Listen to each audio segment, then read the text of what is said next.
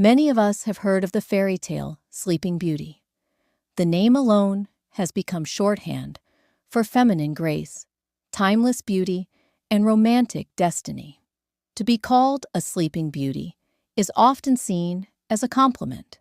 But have you ever paused to ask, what is this story really about? Is it just about a beautiful girl waiting for a prince to awaken her with a kiss? Or is there something deeper beneath the surface? What if Sleeping Beauty is not a love story, but a story of trauma, of survival, of a young woman frozen in time, not out of choice, but out of deep emotional pain she never asked for? Let's revisit the classic tale and examine what lies beneath its enchanted slumber.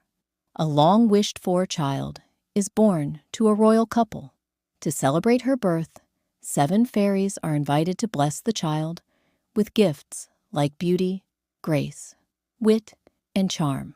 But an 8th fairy, long forgotten and thought to be dead, arrives uninvited and delivers a curse. On her 16th birthday, the princess will prick her finger on a spindle and die. A good fairy steps in and softens the curse.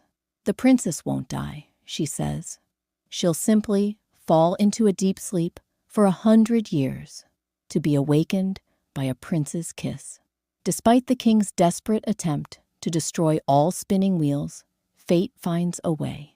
The princess pricks her finger. She collapses into sleep. The castle falls into silence, and a thick forest grows around it. 100 years later, a prince arrives. He makes his way through the thorns, finds the sleeping girl, kisses her gently, and she wakes up. The castle awakens with her.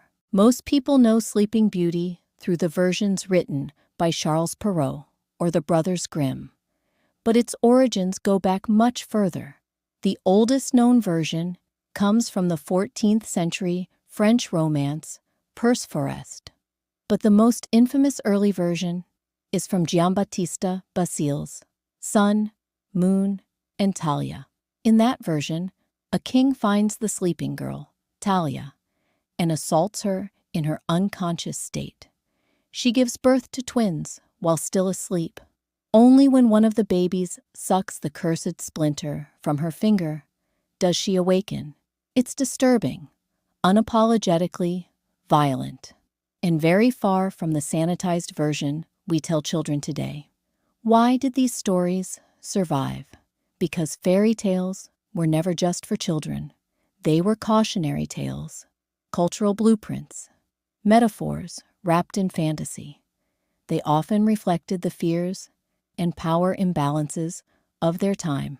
Today, we can reframe these stories through a modern lens, one that speaks to healing, growth, and self-awareness. The truth is, many of us have experienced something like Sleeping Beauty. Not a spinning wheel, not 100-year sleep, but trauma. The king and queen tried to protect her, just like many of us try to protect ourselves or our children, but trauma still found her, just as it finds us, despite our best efforts. And when it hit her, she didn't scream. She didn't run. She simply froze. In trauma psychology, this is known as the freeze response, when the mind and body shut down in the face of overwhelming stress. She retreated into sleep, into numbness, and the world around her shut down too. The kiss that woke her, we don't need to see it as a romantic gesture. It can represent kindness, therapy, love, compassion, a moment of safety, because when we're ready to wake up from trauma, it's rarely because someone rescues us. It's because someone sees us, listens to us, holds space for us to heal. That kiss can be a metaphor for the first safe conversation. The first time someone believed us. The first time we felt worthy again. Perhaps Sleeping Beauty was never truly a tale about romantic rescue. Perhaps, beneath the silken layers of enchantment and royalty, it speaks to something far more profound. The slow and often painful journey back from emotional paralysis. the quiet miracle of awakening, the profound human need to be truly seen. In its most generous interpretation, love is not about conquest or rescue.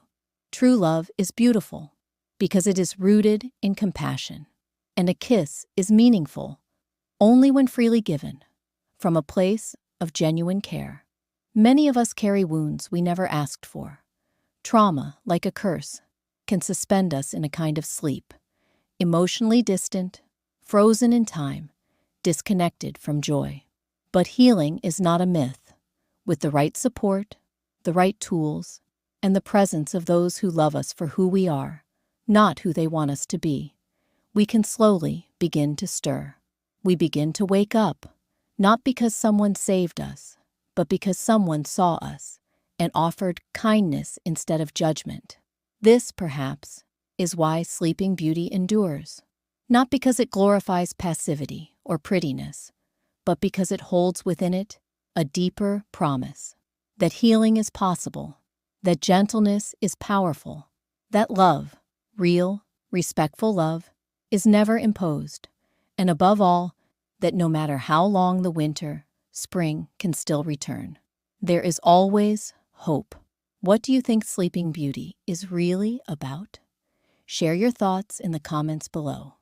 Let's talk about trauma, resilience, and what it truly means to wake up.